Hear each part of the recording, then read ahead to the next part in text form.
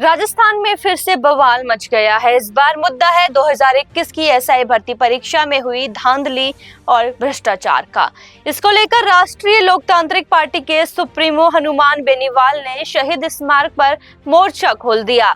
अब जरा समझो, साल 2021 में राजस्थान में 859 सब इंस्पेक्टर के पदों के लिए भर्ती निकली थी, लेकिन जैसे ही परीक्षा हुई, पेपर लीक का मामला सामने आ गया। कुछ लोगों ने तो डमी कैंडिडेट को बैठाकर परीक्षा दिलाई।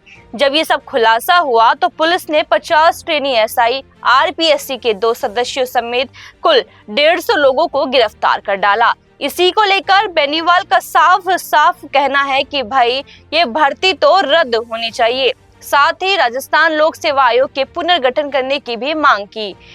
इस मांग को लेकर बेनीवाल शहीद स्मारक जयपुर पर युवाओं, छात्राओं, बेरोजगारों और समाज के लोगों के साथ धरने पर बैठ गए। इसी के चलते आखिर में राजस्थान पुलिस ने हनुमान बेनीवाल और उनके सैकड़ों समर्थकों को हिरासत में ले लिया।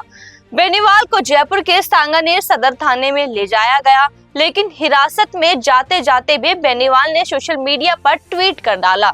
लिखा, राजस्थान सरकार हमारे इरादों को कमजोर नहीं कर सकती। अभी हम मौजूद हैं राजधानी जयपुर के एमआई रोड स्थित शहीद स्मारक के ऊपर, जहां पर एसआई भर्ती रद्द करने को लेकर युवाओं ने दे रखा है धरना प्रदर्शन। हनुमान बेनीवाल जी भी यहाँ पर मौजूद थे, वो भी धरना प्रदर्शन में शामिल हैं। और आप मेरे पीछे देख सकते हैं शहीद स्मारक, जहाँ पर धरना प्रदर्शन 7 से 8 दिन हो चुके हैं और यहाँ पर बराबर कंटिन्यू चालू है। लोगों का कहना है कि सरकार द्वारा कोई इनकी मांगों को नहीं माना जा रहा, ना सुना जा रहा है। सरकार एक तरीके से कोमा में पहुँच चुकी है। जब उसको होश आएगा, जब तक शायद कुछ और ही नज़र आएगा। अगर एसआई भर्ती रद्द नहीं करी जाती है तो एक बड़े आंदोलन की चेतावनी भी यहाँ पर दी जा रही है। विडंबना यही है कि विपक्ष का कुछ भी यहाँ पे योगदान नहीं है और सचिन पायलट सोच रहे हैं कि हम 2-3 साल बाद निकलने, चुनाव से 1 साल पहले निकल के युवाओं को, छात्रों को इकट्ठा करके और चुनाव में हमारी भागीदारी दिखाएंगे। सबसे मिलने का कोई संपर्क नहीं हुआ है। सबसे बड़ी बात यही है कि जो विपक्ष का सबसे बड़ा मूल उनका जो धर्म है, यही है कि आपको युवाओं को दबे कुचले ये साथियों का सहयोग करना चाहिए, लेकिन कोई विपक्ष का नुमाइंदा हमारे से संपर्क नहीं किया है। और सरकार के हर व्यक्ति को ये जानकारी है कि ये भर्ती पूरी फर्जी है। अगर ऐसी भी चर्चा चल रही है एसओजी में कि जितने पद थे उससे ज़्यादा पेपर पहुंच चुके थे, पर इसमें 3 स्टेप थे। इसकी वजह से कुछ लोग वो नकल करके भी, नकल में भी अकल चाहिए, उस वजह से पेपर नहीं पास कर पाए। तो ये भर्ती तो बिल्कुल रद्द होनी चाहिए। इस राजस्थान का युवा सो रखा है, इसकी वजह से तो ये पैटर्न बन गया है। कभी जेईएन, कभी पीटीआई, कभी एसआई। पीटीआई भर्ती में लोग बाहर की यूनिवर्सिटियों से सर्टिफिकेट ला के और यहाँ पे फर्जी तरीके से पीटीआई बनते जा रहे हैं। पिछली सरकार में भी बने, इस सरकार में बन रहे हैं। जांच चल रही है उनकी, लेकिन उनका कोई न्याय नहीं हो रहा है। युवा साथी समझ गए हैं, इसलिए हम सभी युवा साथियों से ये आगाह कर रहे हैं, आपको निवेदन कर रहे हैं कि आप आइए, इस मुहिम से जुड़िए, क्योंकि इन दोनों मिली भगत को तोड़ने के लिए राजस्थान को आज तीसरे फ्रंट की सख्त जरूरत है कि एसआई भर्ती जो लीक हुई है वो रद्द होनी चाहिए, नई सिरे से भर्ती जारी होनी चाहिए और आरपीएससी को भंग करके नए सिरे से इसके सदस्य, अध्यक्ष नियुक्त होने चाहिए। हमारे बड़े भाई माननीय हनुमान जी बेनीवाल जो है, एक मुद्दा, ये झंडा बुलंद किए हुए हैं और वो हमारे साथ खड़े हैं, कल भी खड़े थे। और अगर सरकार समय रहते सुनवाई नहीं करती है तो इससे भी ज़्यादा प्रयास से हम पूरा पुरजोर प्रयास करेंगे, क्योंकि ये लड़ाई लंबी चलेगी। जैसे हमारे बड़े भाई ने बताया कि लड़ाई लंबी चलेगी और हम छोड़ने वाले नहीं है, क्योंकि ये पैटर्न तोड़ना बहुत जरूरी है। मैं कहना चाहूँगा, जैसा कि कल रात को के बिश्नोई जी ने प्रेस कॉन्फ्रेंस की थी, तो के बिश्नोई जी पहले तो ये अपना स्पष्ट तौर पर यह जाहिर करें कि उनका मंजू और संतोष से क्या संबंध है। आखिर इस भर्ती को, थानेदार की भर्ती को महिला मित्र और तस्कर भर्ती नाम दे दिया गया। ये ऐसे ही नहीं दिया गया। इसमें ट्रक ड्राइवर थानेदार बन गया, तस्कर और तस्कर के बेटे बेटी थानेदार बन गए, इसमें कबाड़ी वाला तक थानेदार बन गया। और मंजू संतोष से क्या संबंध है, ये के बिश्नोई जी तो जाहिर करें। उन्होंने तो कल बातों को घुमा फिरा कर अपनी अंदाज में रखा है। उन्होंने कुछ नहीं बताया कि मैंने क्या किया। 6 लाख का जो ट्रांजैक्शन का मामला सामने आ रहा है, जो हनुमान बेनीवाल जी ने आरोप लगाए, उन बात का खुलासा करना चाहिए कि वो सही है गलत है। लेकिन मुझे सारे आरोप जो लगाए हैं वो सही साबित होते हुए नज़र आ रहे हैं, क्योंकि जिस तरीके से पिछला 1.5 साल हो गया, ये आरोप आज नहीं लगे, ये आरोप तो पिछले 1.5 बरस से लग रहे हैं। लेकिन इससे पहले तो इनका कोई स्टेटमेंट नहीं आया। इससे पहले भी तो मंत्री जी कह सकते थे कि इसमें मेरा कोई वो नहीं है, लेकिन इनकी संलिप्तता थी। ये लोग चाहते थे कि आनंद फानंद में भर्ती दब जाएगी और इस भर्ती पर हम पर्दा डाल लेंगे।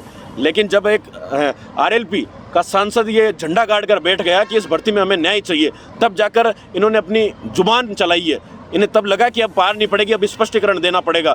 अब युवाओं को गुमराह करने के लिए अलग अलग तरीके की भ्रामक तथ्य फैलाए जा रहे हैं। ऐसा बिल्कुल नहीं है। कल जिस तरह नौजवानों ने हजारों की तादाद में कूच करने का काम किया और सैकड़ों कार्यकर्ताओं ने गिरफ्तारी दी, ये इस बात का प्रमाण है कि ये युवा पीड़ित है। इनके साथ लगातार अत्याचार हो रहा है, कुठाराघात हो रहा है। सरकार किसी मामले में एक्शन तो ले। सरकार और मुख्यमंत्री जी कहते हैं कि हम मगरमच्छ पकड़ेंगे। साहब, मगरमच्छ आरपीएससी के चेयरमैन हैं, मगरमच्छ वो संजय छोत्री है, मगरमच्छ वो भूपेंद्र यादव है, मगरमच्छ वो शिव सिंह राठौड़ है। करो ना कार्रवाई, किसने रोका? मुख्यमंत्री जी से आप मीडिया के बंधु इस बात का जवाब लें कि आपने आखिरकार एक चेयरमैन पे भी कार्रवाई क्यों नहीं की? आरपीएससी भ्रष्ट है और पेपर लीक करने का काम उन लोगों ने किया है जिनके ऊपर ये जिम्मेदारी थी कि पेपर को पारदर्शिता से करवाएं। आरपीएससी के गढ़ से पेपर लीक हो गया। हम तो सुनते थे कि परीक्षा केंद्रों से पेपर लीक हो गया। सोचो, एक राजस्थान कबड्डी का अखाड़ा बन चुका है। आरपीएससी से पेपर लीक हो रहा है, चेयरमैन जैसे लोग पेपर लीक कर रहे हैं। आज 2-2 सदस्य जेल में बैठे हैं, लेकिन उन 3 चेयरमैनों से तो पूछताछ नहीं की। इन्होंने उन 2 सदस्यों को तो जेल में डाल दिया, लेकिन असली गुनहगार वो आरपीएससी के चेयरमैन भी है। असली गुनहगार वो एक सदस्य आरपीएससी के मंजू शर्मा भी है। लेकिन गिरफ्तारी तो दूर, इन लोगों ने उन लोगों से पूछताछ करने का भी काम नहीं किया। सत्ता के मंत्री किरोड़ी लाल लगातार आरोप लगाते हैं। दो ना जवाब, उस मंत्री की बात सुनो ना। आपकी सरकार आई है ना तो उस मंत्री की बदौलत आई है। उसने खाक छानी थी यहाँ पर, धूप में, सर्द में, गर्म में, बरसात में। इस शहीद स्मारक के प्रांगण में वो मंत्री बैठा रहा था और आज वो बुजुर्ग आपसे गुहार कर रहा है, सच को सच कहने की ताकत रख रहा है, तो आप उसको इग्नोर करने का काम करते हैं। आप उसकी बात को सुनते ही नहीं है। सत्ता का एक मंत्री किरोड़ी लाल कह रहा है, 6 कैबिनेट के मंत्री कह रहे हैं, कुल 7 मंत्री हो गए साहब। इन 7 मंत्रियों की बात नहीं सुन रही सरकार। एसओजी जांच एजेंसी जो एडीजी वीके सिंह जी कह रहे हैं कि साहब 35 दिन पहले पेपर लीक हो गया। बोलो, ये कोई तमाशा है क्या? मुख्यमंत्री जी आखिर एक्शन क्यों नहीं कर पा रहे? ऐसे तो बड़ी बड़ी बातें करते हैं, बड़े बड़े जुमले ठोकते हैं कि मैं गिरिराज महाराज का भक्त हूँ, बंसी बजी है, चक्कर चलेगा। ये चक्कर खो गया क्या दिल्ली में जाके? या तुम्हारे मुंह पर कोई फेविस्टिक लग गई? आखिर करो ना कोई प्रेस कॉन्फ्रेंस, जवाब दो एसआई भर्ती पर क्या हुआ। पूर्ववर्ती सरकार ने जो किया वही काम वर्तमान की भाजपा सरकार कर रही है। मैं खुले रूप से आरोप लगाना चाहूँगा, यह धरना प्रदर्शन करना हमारा काम नहीं है, ये विपक्ष का काम था। विपक्ष ने तो पेपर बेच दिए और संविधान बचाओ रैलियां कर रहा है, लेकिन भाजपा सरकार ने किया तो क्या किया? आखिर 19 में से 17 पेपर लीक हो गए। सरकार ने क्या किया? इसका सरकार के पास कोई जवाब नहीं है। और आज नॉर्मलाइजेशन के नाम पर भ्रष्टाचार हो रहा है। पशु परिचर भर्ती में पारी विशेष को अभ्यर्थियों को 25 से 30 अंक बढ़ा दिए गए। भाई किस बात के? और तुम्हारा चेयरमैन विदेश में छुट्टियों पर चला जाता है।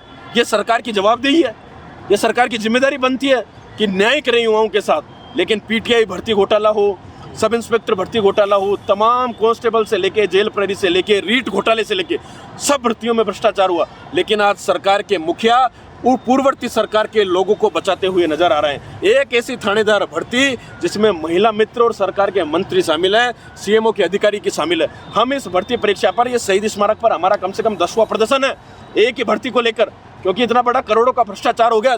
मैं साहब 3 दिन भूखा प्यासा पानी की टंकी पर चढ़ा, सरकार का ध्यान आकर्षण करने की कोशिश की, लेकिन सरकार के कानों पर जू तक नहीं रेंगी। हमारे मुकदमे लगा दिए, हमारे घर वालों को, परिवार को, रिश्तेदार को डराने धमकाने की कोशिश की। लेकिन ये युवा डरने वाले, धमकाने वाले नहीं है मुख्यमंत्री जी।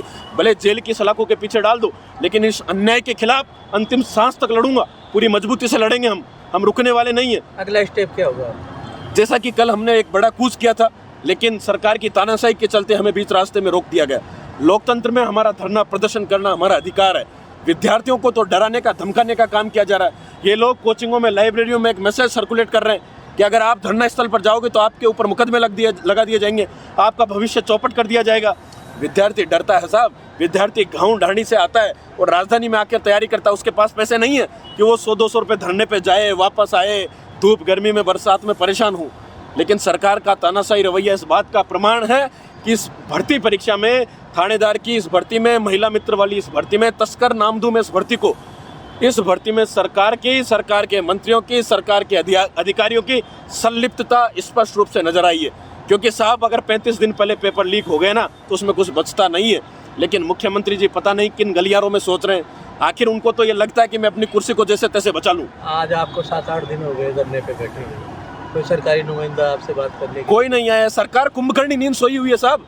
सरकार बातचीत करने कैसे आएगी? सरकार खुद दोषी है। कोई तो कह रहा है कोमा में चली गई सरकार। कोमा में चली गई, बिल्कुल। आज राजस्थान की कानून व्यवस्था देख लो, चाहे विद्यार्थियों के हितों पर जो कुठाराघात हो रहा है। राजस्थान की सरकार वर्तमान में वेंटिलेटर पर नजर आ रही है। आखिर इन युवाओं के साथ न्याय कब होगा साहब? हम पीड़ित हैं, लाचार हैं, बेबस हैं, दर दर की ठोकरें खा रहे हैं। मुख्यमंत्री जी तो बेरोजगारों से मिलना पसंद नहीं करते। हम कई बार गृह राज्य मंत्री मैडम साहब के पास चले गए, मुख्यमंत्री जी बोले आपसे मिलना ही नहीं चाहते। आखिर ये बेरोजगारों की पीड़ा है इसलिए नहीं चाहते। जब इनको वोट चाहिए ना तब तो ये जनता के आगे झोली बिछा लेते हैं कि हमें वोट चाहिए, और जब आज इनको सत्ता पे बैठा दिया तो आज इन विद्यार्थियों के भविष्य के साथ ये खिलवाड़ करने का काम कर रहे हैं। ये किसी भी सूरत में बर्दाश्त नहीं किया जाएगा। मैं आप तमाम मीडिया के बंधुओं को धन्यवाद देना चाहूँगा कि अगर ये मुद्दा आज जिंदा है ना तो मीडिया बंधुओं की वजह से जिंदा है, क्योंकि इन्होंने तो पल्ला झाड़ लिया। वहीं सरकार ने मामले की जांच के लिए एसओजी का जिम्मा सौंप रखा है। साथ ही एसआई भर्ती की समीक्षा के लिए 6 मंत्रियों की कमेटी बनाई गई है जो 1 अक्टूबर 2024 से इस पर काम कर रही है। मगर बेनीवाल का कहना है कि ये सब सिर्फ दिखावा है, असली एक्शन चाहिए।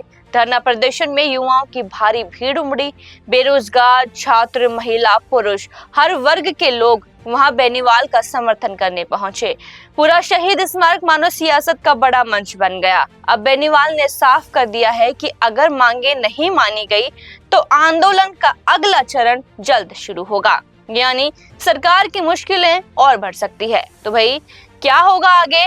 क्या सरकार भर्ती रद्द करेगी? क्या आरपीएससी का ढांचा दोबारा बनेगा? क्या बेरोजगार युवाओं को इंसाफ मिलेगा? इन सवालों का जवाब आने वाले दिनों में मिलेगा। लेकिन एक बात पक्की है, राजस्थान में भर्ती घोटाले को लेकर गुस्सा बड़ी संख्या में राजनीतिक लड़ाई के रूप में बदलता हुआ नजर आ रहा है।